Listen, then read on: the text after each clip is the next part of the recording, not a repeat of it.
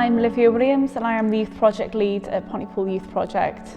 So I run open access youth clubs, issue-based youth clubs, one-to-one sessions, detached work and residentials and trips with young people.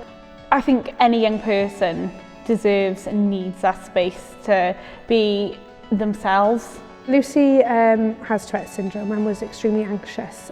And Olivia has given her opportunities that loads of others wouldn't. Lucy was excluded from all sorts of different activities and clubs because she didn't fit in or because her tics were offending people. And Olivia has just allowed her to be herself, given her those opportunities to do the same things as other kids her age without any discrimination, basically.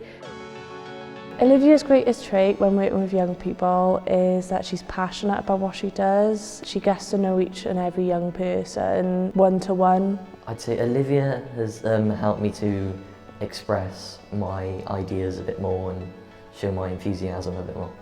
The biggest thing Olivia has taught me is to have some self-confidence in yourself, because she's a really confident person and she helps you grow your confidence as well.